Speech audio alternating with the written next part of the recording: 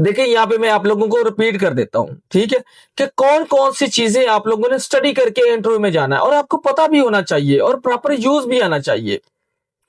देखिए सबसे पहले क्या है कि आप लोगों को बेसिक फिटअप के टूल्स, ठीक है, इनका यूज, आइडेंटिफिकेशन सारा कुछ होना चाहिए, ठीक है। इसके बाद क्या है, फिटिंग्स, जैसे क्या है pipe, elbow T, reducer, valve, flange, gasket, इनकी स्पेसिफिकेशंस, ठीक है, इनके कोड्स वगैरह आप लोगों को पता होना चाहिए। और स्पेशली पाइप जो है इनके कोड, फॉर एग्जांपल सीएस है, एलटीसीएस है, एसएस है, अलाइन है, सुपर डुप्लेक्स है, अनकोनल है, इनके क्या है कि आपको एएसटीएम कोड पता होने चाहिए। देखिए जब वो पूछे तो आप फटाफट बताएं कि सर ये पाइप है और इसका अगर वो सीएस है तो ये हो सकता है क्या, 106 हो सकता है, A53 हो सकता है, API 5L हो सकता है, ठीक है। इस तरह अगर क्या है कि वो सेम पाइप, यहाँ पे ये भी पूछ सकता है सेम पाइप और सेम लेस पाइप में क्या डिफरेंस है, मैंने इस पे भी वीडियो बनाई हुई है। अच्छा वीडियो और तरफ जा रहे हैं इसके। अस्सलामुअलैकुम, मैं हूं शुएब नासिर, आप देख रहे हैं YouTube channel fabrication with Shoaib. उम्मीद है कि आप सब खैरियत से होंगे।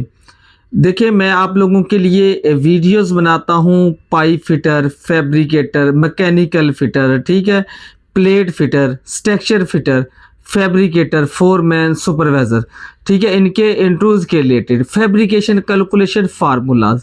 मकसद मेरा क्या होता है कि मैं आप लोगों को डाटा प्रोवाइड करूं, आप लोगों को इंट्रो की प्रिपरेशन करवाऊं, ठीक है। और आप लोग जिस टॉपिक पे कमेंट करते हैं, मेरी कोशिश होती है मैं उस पर वीडियो बनाऊं। तो आज की जो वीडियो है देखिए ये बहुत ही इंपॉर्टेंट है। आज की वीडियो में मैं बात करूंगा पाइप फिटर को कौन सी इंपॉर्टेंट चीज़ों के बारे में पता होना चाहिए। देखिए जो एक अच्छा पाइप फिटर होता है वो एक अच्छा फैब्रिकेटर होता है, और जो एक अच्छा फैब्रिकेटर होता है ये एक अच्छा लीडमैन, फोरमैन होता है। कहने को तो हमें बहुत फिटर मिल जाएंगे, ठीक है, लेकिन जब हम उनसे इंटरव्यू करते हैं तो उनको बेसिक चीज़ों का ही नहीं पता होता, या उनको बेसिक यही नहीं पता होता कि हमारी जॉब क्या है, हमने करना क्या है। पूछे तो क्या कहते हैं, फिटर हैं या फैब्रिकेटर हैं। देखिए क्या है, अक्सर फिटर मिलते हैं, अब मैं प्लांट पे होता हूं तो अक्सर वहां पे लड़के मिलते हैं या फील्ड में फिटर हैं लेकिन उनको कुछ भी नहीं आता।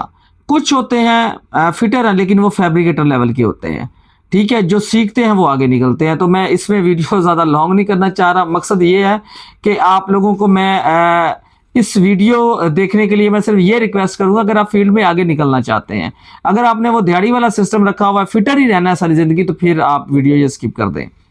आज की वीडियो है फिटर के लिए, जो एक अच्छे फिटर को किन बातों के बारे में, किन टॉपिक्स को स्टडी करना चाहिए और क्या कुछ उसे नॉलेज होना चाहिए। देखिए सबसे पहले जब भी आप इंट्रो के लिए जाते हैं तो क्या है, आपसे इंट्रोडक्शन लिया जाता है, ठीक है। तो आप लोगों ने अपना इंट्रोडक्शन करवाना है, अपना नाम बताना है, ठीक है। उसके बाद आप लोगों ने अपनी क्वालिफिकेशन बताने के बाद अपने स्किल बताना है कि मुझे ये काम आता है। इस पे मैंने पहले भी एक वीडियो बनाई थी, मैं इसको लॉन्ग नहीं लेके जाना चाह रहा, ठीक है। नंबर 2, आप लोगों से क्वेश्चन लाजमी होगा, और एक अच्छे फिटर को पता होना चाहिए, क्या पता होना चाहिए कि फैब्रिकेशन करने के लिए कौन सी ड्राइंग की जरूरत होती है। देखिए पाइपिंग में जो कि फैब्रिकेशन के लिए क्या आइसोमेट्रिक ड्राइंग की जरूरत होती है, ठीक है। अब देखिए इस तरह है कि मैं क्लाइंट भी हूं और मैं ही इंटरव्यू दे रहा हूं, तो मैं आप लोगों के साथ वो सीन करता हूं। देखिए जी क्वेश्चन होता है जी फैब्रिकेशन करनी है, कौन सी ड्राइंग चाहिए सर, आइसोमेट्रिक ड्राइंग चाहिए। अच्छा आइसोमेट्रिक ड्राइंग की कितनी डायरेक्शन है सर, 6 डायरेक्शन है। कौन कौन सी, north, south, east, west, up, down, okay हो गया।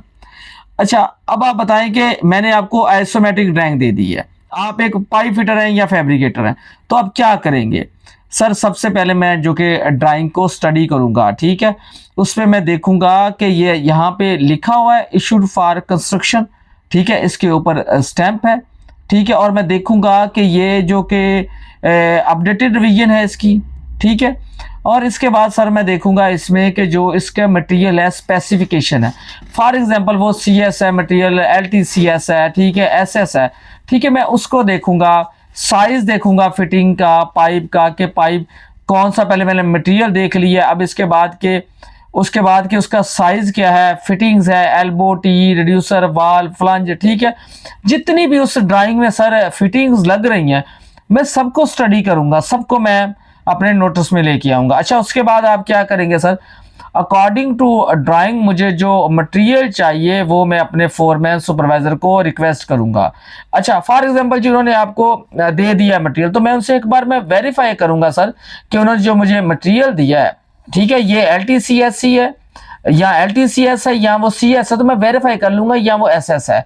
ठीक है, मैं उनसे एक बार मैं क्लियर कर लूंगा। अच्छा जी, अब इसके बाद आप क्या करेंगे सर? मैं फिटअप करवाऊंगा। अच्छा, अब आपसे नेक्स्ट क्वेश्चन हो सकता है जी, आपको फिटअप के लिए फॉर एग्जांपल वो कहेंगे आपने वर्कशॉप में ना फिटअप करवाना है, पाइप के साथ पाइप है या पाइप के साथ एल्बो है, फ्लंज है, तो आपने किस तरह फिटअप करवाना है? कौन कौन से आपको टूल चाहिए? सर मुझे सबसे पहले मेजरिंग टेप यानी कि मीटर टेप चाहिए, राइट एंगल चाहिए, स्पिरिट लेवल चाहिए, एंगल ग्राइंडर चाहिए, पेंसिल ग्राइंडर चाहिए, हाईलो गेज चाहिए, गैप गेज चाहिए, हैमर चाहिए। ये मैं जो आपको टूल बता रहा हूँ ये बेसिक फिटअप के टूल्स हैं। ठीक है, टूल तो बहुत ज्यादा है लेकिन बेसिक मैं दोबारा रिपीट कर देता हूँ कि ये टूल बेसिक है आपके। कौन कौन से? मीटर टेप है, राइट एंगल है, स्पिरिट लेवल है, गैप गेज है, high low gauge, angle grinder, pencil grinder. ठीक है, स्पिरिट लेवल मैंने आपको बताया। ये क्या, ये बेसिक टूल्स का आपको पता होना चाहिए जिसके बगैर हम फिटअप करवा ही नहीं सकते। ठीक है, अच्छा, जब आप फिटअप करवाएंगे तो आप किस पे फोकस रखेंगे? सर जब मैं फिटअप करवाऊंगा मैं देखूंगा कि मिस अलाइनमेंट ना हो, गैप प्रॉपर होना चाहिए, ठीक है, और हाई लो जो कि वो 1.5 mm से ज्यादा नहीं होनी चाहिए। अच्छा, और ये बात आप लोगों ने याद रखनी है, मैक्सिमम जो एक्सेप्टेबल जो हाई लो है ना वो है 1.5 mm। अब हाई लो किसे कहते हैं? टू जो कि दो पाइप है, ठीक है, उनके इनसाइड जो डिफरेंस है ना, मैक्सिमम जो इन डाई में डिफरेंस है बोथ साइड में, ठीक है, मैक्सिमम कितना होना चाहिए? 1.5 mm। अच्छा जी, वो पूछेगा जो आप टैग करवाएंगे, ठीक है, तो उसकी लेंथ कितनी होगी? तो आपने बताना 10 mm से 15 mm। ठीक है, वो जब आप इतना कुछ बताएंगे ना वो कहेंगे वाकई इसने ना फैब्रिकेशन का काम किया हुआ है। अच्छा, यहीं पे वो पूछ लेंगे कि आपको पता है एल्बो अकॉर्डिंग टू रेडियस आपने बताना है। इस पे मेरी वीडियो भी मौजूद है, मैं लिंक दे दूंगा डिस्क्रिप्शन में, आप मेरा पूरा चैनल जाके विजिट करें। आप लोगों को फैब्रिकेशन के रिलेटेड मेरे ख्याल में कोई एक वीडियो हो जो मैंने जिस टॉपिक पे ना बनाई हो। अच्छा जी, एल्बो का सेंटर किस तरह कैलकुलेट करते हैं आपने बताना है फार्मूला। आप सोचें क्या फार्मूला, मैं वीडियो के लास्ट में आप लोगों को फार्मूला बता दूंगा। अच्छा, इसके बाद वो फॉर एग्जांपल आपके सामने या तो ड्राइंग रख देगा। अच्छा, जब ड्राइंग होगी ना तो आपने क्या है, सैंपल्स को स्टडी करके जाना है। ठीक है, और आपको पता होना चाहिए, ये बात भी वो पूछेगा कि ये जो फॉर एग्जांपल लिखा हो जो पाइप है वो लिखा हो 106, तो कौन सा ये CS है। ठीक है, अगर वो लिखा हुआ A53 ये भी CS है।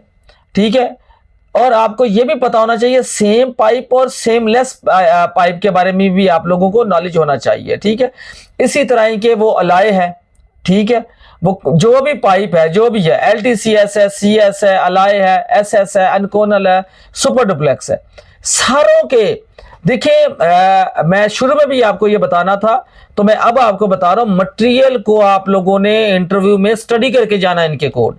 जब आप स्टडी करके जाएंगे ना तो वो पूछेगा, क्योंकि आपने काम किया हुआ होगा ना तो आपको याद करने की जरूरत भी नहीं है, आपको वैसे ही याद होगा। ठीक है, इसके बाद है ये तो होगी चीजें इसकी फिटअप के बारे में। अच्छा, वो पूछेगा टैग, मैं बात कर रहा टैग, जब टैगिंग करवाएंगे तो टैग की लेंथ कितनी होनी चाहिए? 10 से 15 mm। एल्बो सेंटर किस तरह कैलकुलेट करेगा वो ना ड्राइंग जब आपके सामने रख लेता है फॉर एग्जांपल, तो आप मैंने जैसे बताया कि आपने सैंपल्स को स्टडी करके जाना है। और क्या वायर बेंड करवा सकता है? तो आइसोमेट्रिक वायर बेंड करना बिल्कुल ईजी है, इसमें कुछ मुश्किल नहीं है। ठीक है, आप लोग प्रैक्टिस करें, अपने सीनियर से पूछें, मेरी वीडियोस देखें, तो मेरे ख्याल में ये मुश्किल नहीं है। और इसके बाद rolling, horizontal rolling, vertical rolling और डबल रोलिंग, इसको आप स्टडी करें।